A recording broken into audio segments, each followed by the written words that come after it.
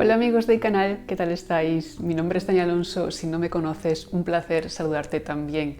Hoy seguimos con un tercer episodio de esta lista de reproducción, también en formato podcast, que estoy haciendo tocando diversos ámbitos de la vida que todos compartimos y lo estoy haciendo desde una perspectiva en profundidad, desde el autoconocimiento. Y hoy quiero hablar del trabajo. En este caso he titulado este vídeo de la sensación de esclavitud a la sensación de autorrealización. Ese es el camino que estoy transitando y vamos a ello.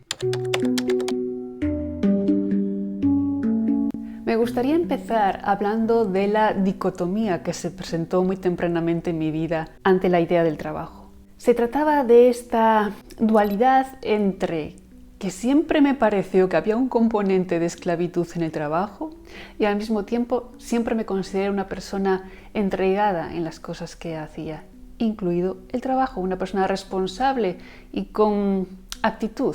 Entonces, cuando digamos que uno se lanza a la vida laboral, en este caso yo empecé con unos 18, 19 años, eso se manifestó. Y tal cual así, con esa misma dualidad, y me sentí muy esclava y al mismo tiempo yo quería hacerlo bien y dar lo mejor de mí.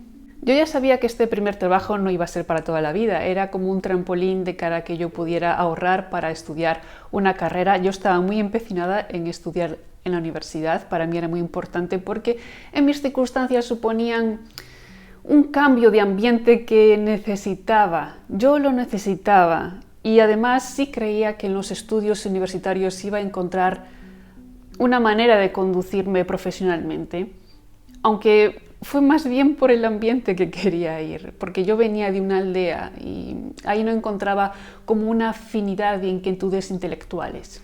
Entonces acabé en este primer trabajo que no tenía nada que ver con lo que estudié, que fue periodismo. Era en una fábrica de madera, haciendo tarimas flotantes, entonces había que levantar unos tablones, meterlos en una máquina, separar las tablillas que luego conformarían esas tarimas flotantes que se ensamblaban. Y era un trabajo físicamente muy pesado, literalmente, cargando tablones, etc. Y muy demandante a nivel de estrés porque eran las máquinas quienes marcaban el ritmo. En realidad, obviamente no eran las máquinas, era el personal de turno, el encargado de turno, quien marcaba esa velocidad de las máquinas que a su vez era impuesto desde más arriba. Y curiosamente, bueno, empezamos con cierta velocidad y solo puedo decir que esa velocidad fue en aumento.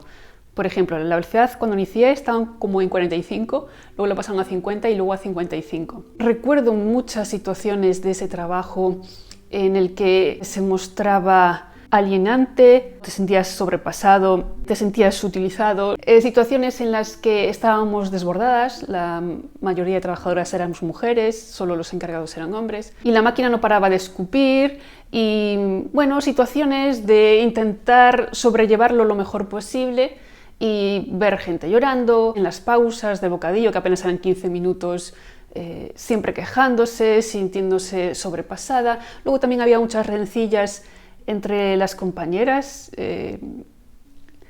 El ambiente femenino de trabajadoras nunca me encantó. Obviamente depende cuál, pero en general siempre me encontré con ambientes como de mucha puñalada trapera y eso también ocurría ahí. Entonces, entre que el trabajo era muy demandante, muchas veces no había buen compañerismo. Estabas trabajando en un lugar que era una nave industrial con una uralita que entraba todo el calor, cuando era verano sudabas unos buenos chorros, en invierno pasabas mucho frío. Me dieron un mono de trabajo que me quedaba grande porque no tenían talla y esto me pasó en todos los trabajos que tuve que usar uniforme, siempre me daban demasiada talla. Todos me quedaban bailando y largos y yo parecía un payaso. Tendría muchas anécdotas que contar de este trabajo, muchas cosas.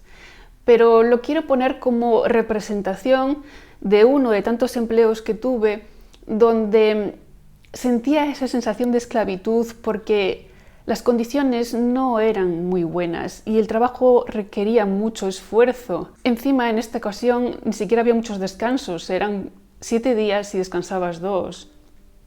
Hasta que la tercera semana descansabas 3,5. Y era por turnos, mañana, tarde, noche. te cambiaba los ciclos de sueño. Y que luego muchas veces sentías que te estaban como echando la bronca o diciendo que no habías cumplido en base a unos estándares, a unas expectativas que eran marcadas bien por la máquina, por la velocidad que ponían y sobre todo por la gente de arriba que no estaba haciendo ese trabajo. Y visto desde arriba, claro, es muy fácil decir que tienes que ir más rápido. Desde abajo, cuando uno necesita ir más rápido, por encima de sus posibilidades, lo que ocurre es que haces peor tu trabajo. Entonces luego te venían a repasar y decían, mira, esto no está del todo bien. Con todo el tiempo del mundo se ponían a ver las tablillas, tipo, mira, esta no está del todo bien. Fue ahí cuando yo sentí que yo de verdad trataba de aprender lo más rápido posible, trataba de hacer las cosas lo más rápido posible, de respetar las normas, todo. Pero entraba en conflicto con esa sensación de esclavitud. Después, como dije, estudié la carrera, en este caso de periodismo, y empecé mis primeras prácticas. Prácticamente las condiciones eran como las de un empleado normal, pagándote la mitad del sueldo. Obviamente, como estabas aprendiendo, entiendo que, bueno, te estaban dando recursos y tiempo de otras personas para ayudarte. Y en cierto punto lo puedo entender, pero el caso es que la realidad es que todo el mundo estaba tan ocupado que muy pocas veces te ayudaban. Me acuerdo cuando empecé mis primeras prácticas en un periódico local, me decían, piensa temas para publicar. Yo digo, ¿temas? ¿Qué temas? Quiero decir, cuando estás en la rueda de las publicaciones, llevas tiempo trabajando en las mismas cuestiones y tienes contactos y sabes lo que se está moviendo en la ciudad, se te pueden ocurrir cosas. Pero tú vienes arrojado ahí y de repente te dicen, piensa algo que publicar, alguna noticia, algo que se te ocurra, un reportaje. Y tú, vale, no tienes ni idea, la verdad es que vienes muy pez. Realmente tampoco me están dando tantos recursos para que yo pueda hacer las cosas. Entonces sí, te sientes un trabajador low cost. Y digo, en otras circunstancias no siempre ocurre así. Esta fue mi historia. Hay personas que porque, no sé, están muy preparadas, se les da muy bien lo que han estudiado o tienen una ambición así como muy fuerte o han tenido los recursos y la inspiración, sea en su familia, sea en el contexto en el que han crecido o tienen algún tipo de talento, los lanzas al mundo laboral así de primeras y rinden y aprenden y son sobresalientes. Pero la verdad es que eso no ocurre en la mayoría de los casos. Entonces empecé a notar el ámbito laboral como muy hostil. Tienes que rendir, tienes que hacerlo desde un primer momento, recibiendo cacahuetes. Tengo un podcast acerca de esto que lo he titulado Cacahuetes para los monos. Vengo un poco a explicar cómo cuando te dan cacahuetes no pueden esperar otra cosa que tener monos. En cambio, quieren dar cacahuetes y que les den súper ideas originales y levanten la empresa. Esta sensación siempre de intentar darlo todo, aprender. Yo muchas veces ya mi blog de notas el primer día en los trabajos para anotar todo y poder hacerlo de forma independiente lo antes posible, escuchando con atención, intentando observar a los mejores, a los que lo hacían ya bien. Pero siempre notaba como muchas barreras, falta de tiempo para enseñar, muchas zancadillas de otras personas que en vez de ayudarte parecía que estaban viéndote como un enemigo nada más que llegabas. Y sobre todo esa sensación de que al final muchas veces acabas haciendo más horas de lo que el contrato establecía, haciendo más esfuerzo, peores condiciones. No sabías cuándo había empezado, pero te empezaban a agarrar todo el brazo. En un primer momento yo sí quería dedicarme al periodismo, pero con el tiempo fui comprobando que tanto las condiciones como el ambiente era muy parecido al de la fábrica y pensé, pero esto me está exigiendo mucho más, en el sentido que encima me estaban exigiendo como experiencia, pero no me la daban. Me exigían másteres o cursos complementarios que requerían un desembolso grande y más tiempo de estudio, que yo ya no podía permitirme. Me exigían idiomas, pero con certificado, es decir, necesitaban que hiciese el examen oficial. Pedían tantas cosas y yo me sentía como bastante desamparada. Para mí, la carrera, mis ganas y mi intención de hacerlo lo mejor posible y de aprender deberían ser suficientes. Y no lo fueron. Todo eso unido a que ni siquiera podía ejercer el periodismo como a mí me gustaba, de una manera que se sintiese libre. Era siguiendo la línea política de turno y eso lastraba muchísimo lo que podías contar o no. Y no tenías tiempo para hacer buenos temas. Y cuando te asignaban uno, tampoco tenías tiempo para elaborarlos bien. Me acuerdo que una vez me dijeron de entrevistar a diversos comerciantes acerca de una nueva medida que había tomado el alcalde de la ciudad. Y en general se pensaba que esa medida iba a crear descontento. Y fui entrevistando a los comerciantes y la verdad me dieron respuestas dispares, lo que me hizo que no pudiese titular de esta manera que se buscaba. Pero una vez en la redacción me dijeron que sí, que escogiese aquellas reacciones negativas a esa medida y que titulase por ahí. Entonces, sí parecía que en general la sensación de los comerciantes era de rechazo a esa medida, cosa que en las entrevistas no fue del todo así, había un poco de todo y tampoco tenía mucho tiempo para andar entrevistando. Realmente para hacer una estadística necesitas entrevistar a muchísimas personas. Se denosta tanto el periodismo, pues ¿qué voy a decir? Le podría dedicar un vídeo completo. Hay muchas cosas que decir acerca de esta profesión. Así que lo que ocurrió es que me encontré como desorientada acerca de por dónde seguir mi trayectoria profesional. Me encontré perdida y empecé a aceptar trabajos simplemente para tener un poco de dinero y salir adelante sin demasiadas pretensiones. Tuve trabajos, como dije antes, en restaurantes de comida rápida, captando socios para ONG, de comercial, trabajos en tienda de ropa de casa. Fui profesora de español para chinos, esa fue divertida. Trabajé en hostales, en alojamientos para turistas, siempre como muy de cara al público, una cosa que curiosamente no es mi ámbito favorito, trabajar de cara al público así en términos generales, a un público masivo. Lo que pasa es que, claro, no reconducí mis estudios hacia ningún otro lado, salvo que en un momento sí decidí estudiar otra carrera, Historia del Arte a distancia, y me quedé a un año de acabarla, porque fue cuando me fui al extranjero y allí ya mi vida cambió muchísimo. Fue cuando, si volvemos al episodio anterior, pues fue mi última relación tóxica. Y si volvemos a la anterior, que fue sobre depresión, es cuando yo ya empecé estaba en la depresión y fue también mi salir de la depresión. Todo se produjo un poco en ese periodo de mi vida. Ahí sí ya me sentía inspirada para reconducir mi vida y fue un poquito donde empecé a llevar la cuestión del trabajo a la autorrealización. Pero antes de eso, la verdad es que no encontraba en el trabajo una satisfacción.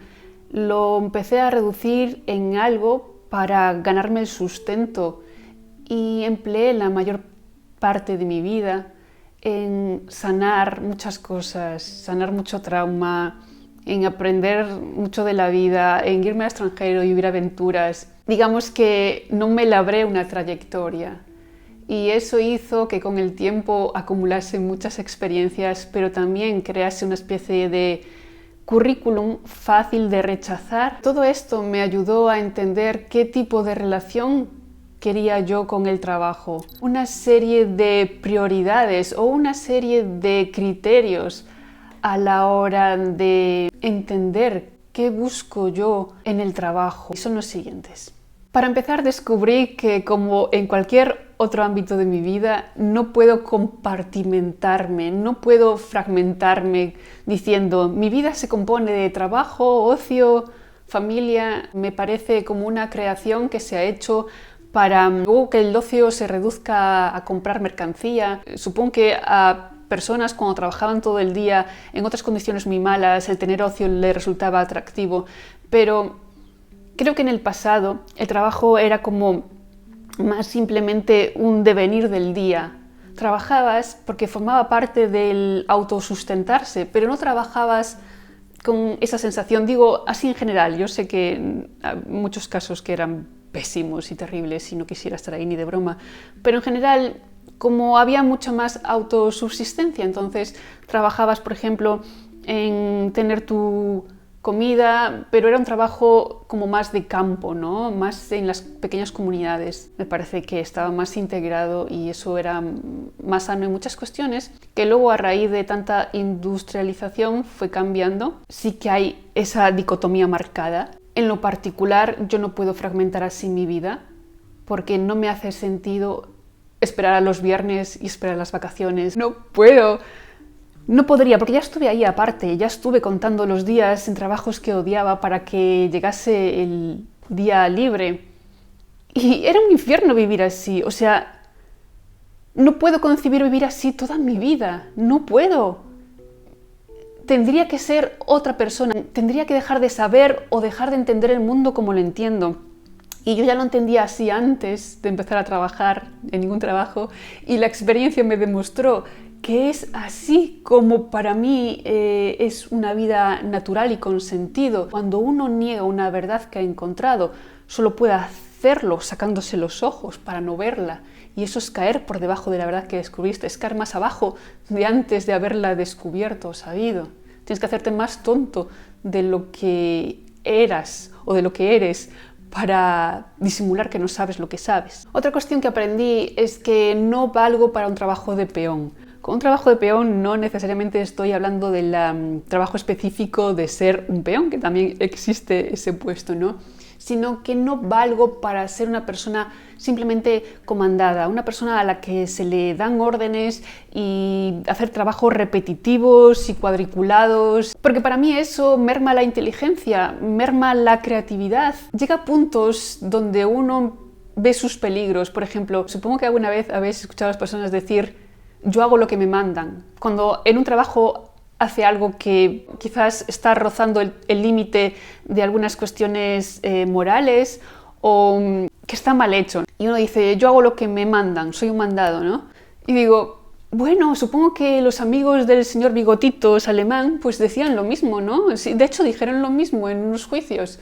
Dijeron: nosotros hacíamos lo que nos mandaban. Cuando eres un mandado, cuando eres simplemente un peón enajenado y reducido a la mínima expresión, con tareas repetitivas, sin posibilidad de salir de ese cuadrante, pues la inteligencia empieza a reducirse, porque cuando la inteligencia no se entrena, ¿qué le queda sino morirse? Tuve muchos trabajos, la verdad, muy curiosos algunos. Aprendí de ellos, de unos cuantos, pero llegado a cierto punto sentía que estaba cayendo en la misma dinámica. Como cuando en las relaciones ves que estás escogiendo al mismo tipo de persona y dices: bueno, está claro que aquí estoy eligiendo yo también. Obviamente elijo en base a lo que hay, y lo que hay también es... Madre mía, esto siempre lo voy a decir, sobre todo a nivel de trabajo. Es muy importante las condiciones sociopolíticas y culturales y muchas dinámicas que se dan en el país o región concreto en el que estés viviendo, porque marca mucho lo que se ofrece, marca mucho la oferta y demanda. Y yo, por ejemplo, pertenezco a una generación muy formada, pero con menos posibilidades de dar rienda suelta a sus capacidades, pienso, o por lo menos a ser retribuida de manera justa como la generación precedente, que es la que suele dar consejos de: trabaja, porque si trabajas mucho te van a salir bien las cosas, si la gente no tiene cosas es porque no está trabajando lo suficiente. Ellos hablan de su perspectiva, de su contexto, se olvidan que las cosas han cambiado. Y otra cuestión que aprendí es que no hay mérito en el trabajo. Es una idea que se ha vendido también. La gente en general considera a una persona trabajadora como una persona admirable. Yo una persona trabajadora simplemente la considero trabajadora, y depende cómo y de qué manera y sobre todo cómo se sienta internamente puede ser o no admirable. Una persona que pues está ahí como un mulo, ¿vale? Para mí es un mulo, no es una persona admirable. Una persona que trabaja de forma inteligente, pues hay varias variantes. Puede trabajar de forma inteligente y no tener escrúpulos, tampoco sería admirable para mí. Y puede trabajar de forma inteligente y muy en sintonía consigo mismo, y entonces sí sería admirable. Para mí no tiene mérito trabajar o trabajar mucho o tener trabajo. La gente le da mucha importancia a eso porque, bueno, se supone que es la fuente de tu sustento y que deberías empezar por ahí, que si no eres capaz de tener eso es como que habla de tu valía personal. Realmente hay muchas personas necesitando trabajo y no hay tantas ofertas, o sea, no hay tantas ofertas adecuadas a cada tipo de persona. Entonces, si una persona que está preparada para hacer un trabajo creativo la pones a desempeñar un trabajo limitado y repetitivo, la vas a destruir internamente. No siempre tiene que ocurrir así, pero realmente es lo más probable. Por esto sí, pueden haber muchas ofertas, pero las ofertas no siempre son adecuadas al nivel de desarrollo de la persona. Y si tú tienes muchas ganas, pero solo encuentras trabajos donde hay que trabajar sin escrúpulos, por decirlo así, lo estoy llevando un poco a la exageración, pero es que yo veo tantos trabajos donde, o sea, hay un montón de, que llamaremos banderas rojas, pues y uno las acepta porque solo está pensando en que lo necesita. Como digo, lo del mérito de trabajar es una cuestión muy diferente a que seas un vago redomado que no tiene interés ninguno en la vida de crecer y desarrollarse. Para mí son cosas muy diferentes. No necesariamente trabajar y trabajar para otros y trabajar mucho te va a hacer una persona desarrollada. Conozco a personas que han trabajado mucho toda su vida y sinceramente no tienen mucho más que ofrecer. Por el contrario, sí he observado algunas cuestiones que me parecería fantástico traer al trabajo para que se llegue al punto de la autorrealización. Y no voy a hablar necesariamente de eso de haz lo que te apasione, creo que ya está bastante visto, ¿vale? Voy a ir un puntito más allá. La autoobservación. Considero que cualquier ámbito de la vida que no te permita tener autoobservación es más un lastre que una expansión. Mucha gente está tan preocupada por su trabajo, tan implicada en su trabajo, tan obsesionada con su trabajo y con trabajar y esa división de trabajo y ocio, que no tiene tiempo o espacio para la autoobservación. Si el trabajo te absorbe tanto que no te permite crear distancia entre, por ejemplo, tu velocidad, tu estrés y tus obsesiones y las creencias de lo que los demás están pensando de ti y tu autoconcepto, entonces es un camino seguro a la caída de consciencia, a enfermedades, por ejemplo, como la depresión, a una ansiedad constante, a una incapacidad de crecimiento personal, de desarrollo espiritual. El ideal del sabio no es el trabajo, sino la contemplación, porque es en la contemplación que uno tiene espacio para la observación.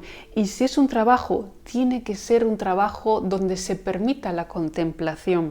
Además de esto, creo que necesariamente un trabajo tiene que dar espacio a la creatividad, porque en el punto que decía antes, donde no permites el desarrollo de tu inteligencia o desarrollo de tu creatividad, te conviertes en un ser muerto, estancado, y el estancamiento es la receta perfecta para sentirse muerto en vida.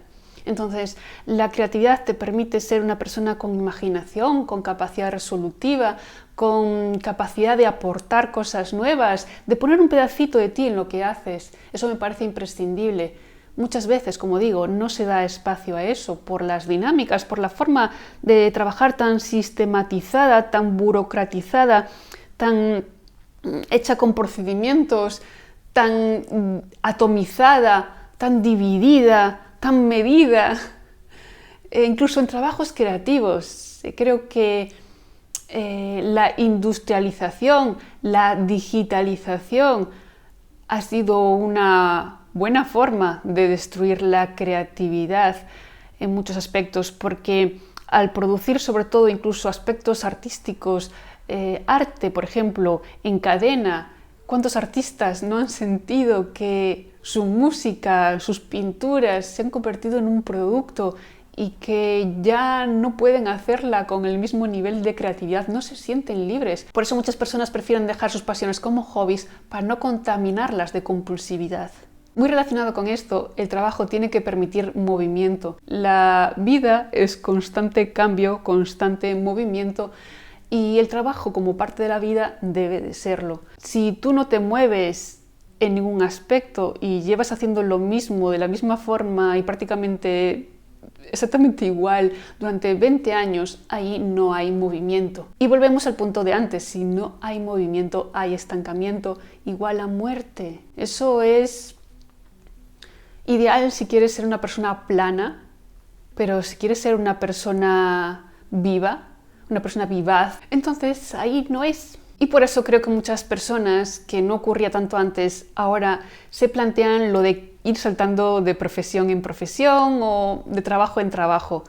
No solo por falta de estabilidad o por no saber qué quieren, no. Ocurre también que muchas personas lo hacen porque es la manera en que sienten que pueden meterse en algo nuevo, que sienten que pueden crecer y aprender y saber que la persona que eras hace 10 años no es la persona que eres hoy, ni siquiera la que eras hace un día, pero pongámoslo así un poquito más espaciado en el tiempo. Y por último, en relación a estos puntos, creo que un trabajo debe ser bueno, desde un punto de vista ético.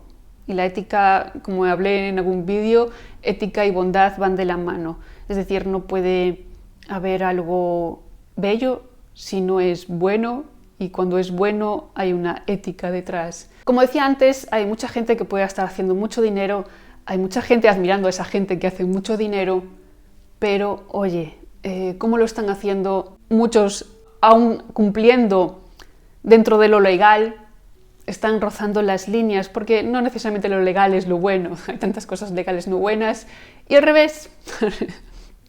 Entonces, o estas personas que decía antes también, que dicen yo soy un mandado, yo hago lo que me dicen, se agarran a cualquier cosa y al final acabas haciendo algo que sabes interiormente que no es bueno.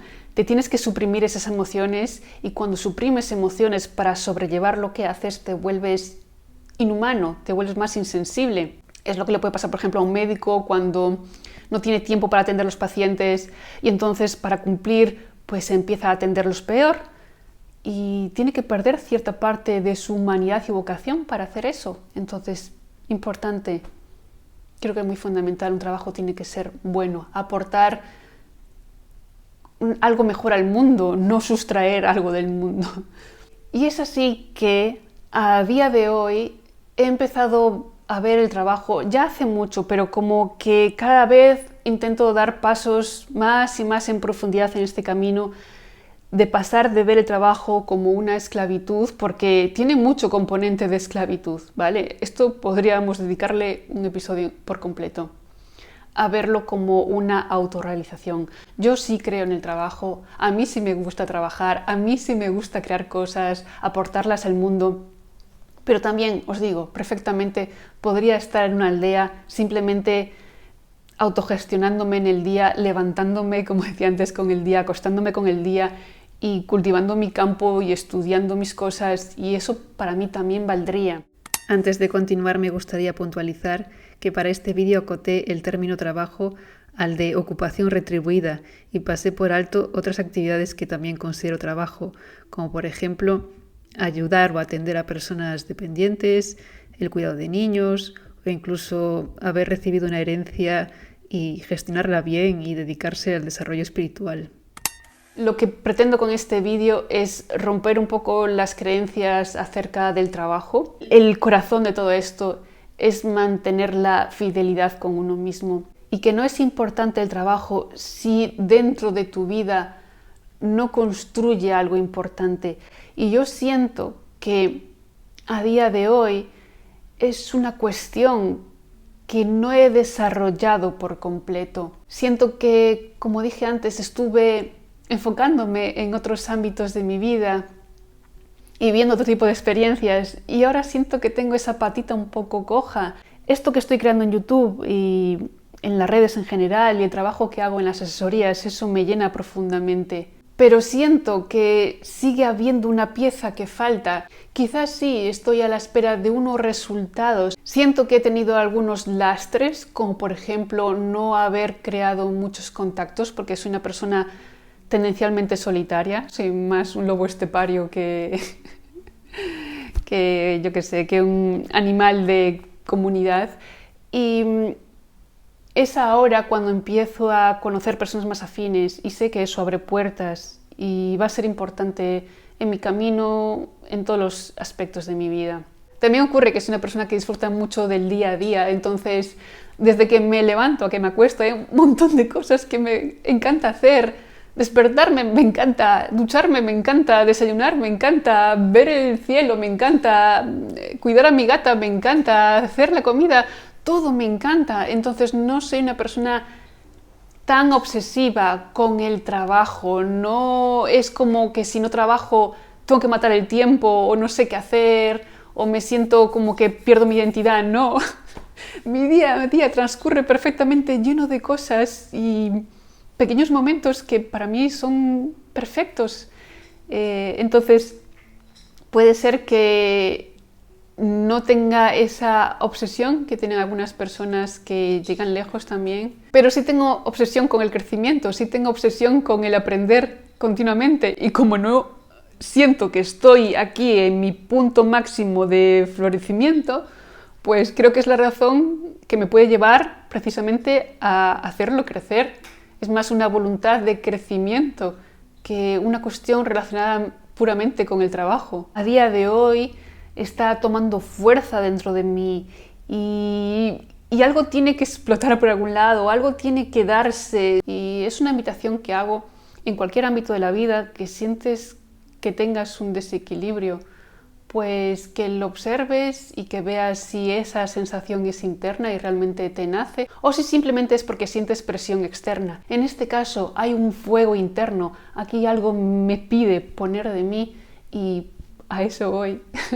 Sé perfectamente que hay muchas personas sintiéndose identificadas con esto que estoy contando y es por esto que ofrezco las asesorías.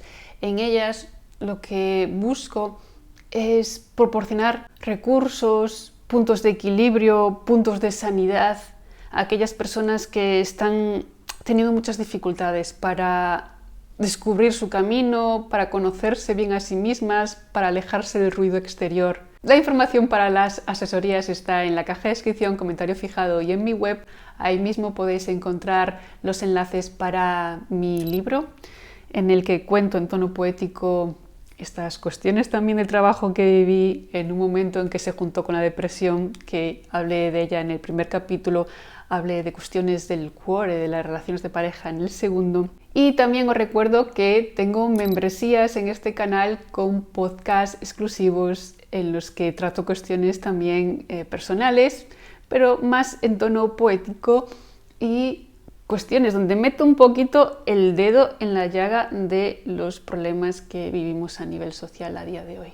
Como siempre, espero que este contenido te haya servido de ayuda y nos vemos en el próximo.